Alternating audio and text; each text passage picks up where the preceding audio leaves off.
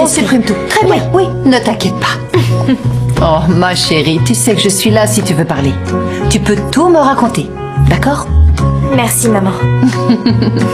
Bon, et dis-toi que le temps peut guérir toutes les peines, évidemment. Mais par contre, il me semble que les tacos sont aussi des vertus très réconfortantes. Non, non, non, me dis pas que t'as fait des tacos. Si, et ils sont à ta sauce préférée. Exactement comme au Mexique. T'es la meilleure. Merci, merci, merci, merci, merci. Oh, mon ange. Bon, avant de manger, tu vas te laver. Et s'il te plaît, va ranger tes patins au bon endroit. Demain est un autre jour. Ok, bon, je vais faire ça très rapidement parce que j'ai trop faim. Allez. Là, ça dépend de toi. Moi, c'est prêt.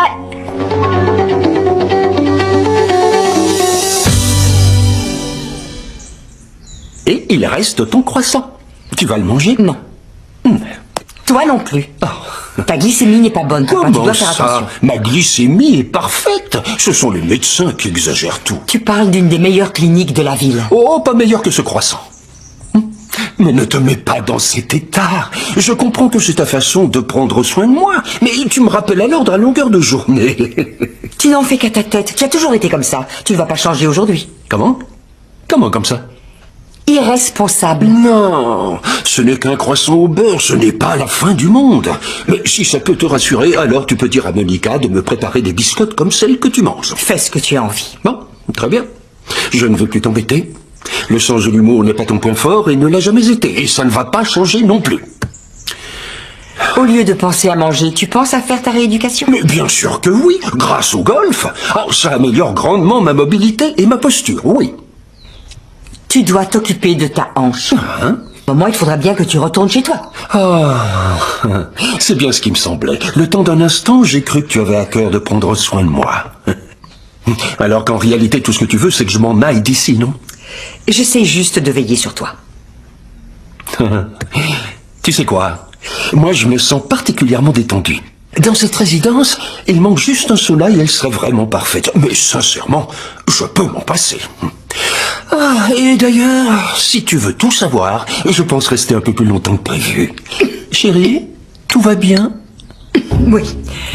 Le thé est un peu trop chaud, rien de plus. Et Ambre, elle ne vient pas déjeuner? Je n'en sais rien. Elle est insupportable en ce moment. L'incendie du roller l'a complètement perturbée. Oh oui, mais bon, c'est logique, non? Et Luna également. Elle est très préoccupée par cette histoire d'incendie. Honnêtement, cette jeune fille me surprend. Pourquoi tu dis ça? Eh bien, elle m'a dit qu'elle avait rêvé de moi. Un rêve plutôt étrange.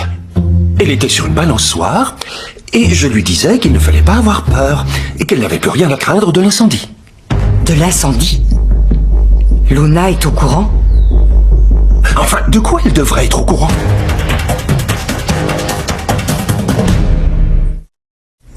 Luna est au courant de quoi?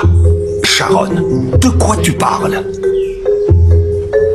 Tu parles de l'incendie du roller, c'est ça? Luna a des informations?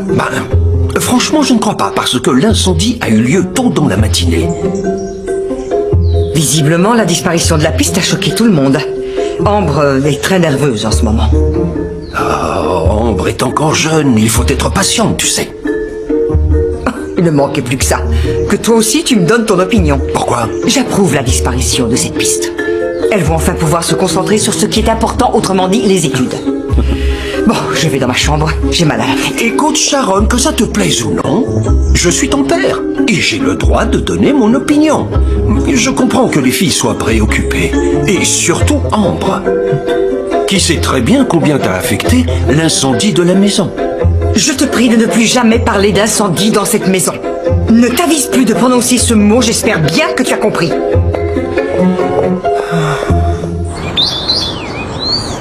Merci d'être venu plus tôt. J'avais besoin de te parler. Sérieusement, je peux pas croire ce que tu m'as raconté. Je peux pas croire que Matteo est quelqu'un d'autre. Mais si, comme je te l'ai dit. Et est-ce qu'il t'a dit qui c'était? Non, non, non.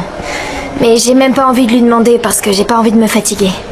Mais bon, entre nous, je suis sûre qu'il est amoureux de Fernanda. Je te l'ai dit, quand je les ai vus patiner tous les deux, ils avaient comme une connexion. Et j'ai senti que c'était plus que de l'amitié.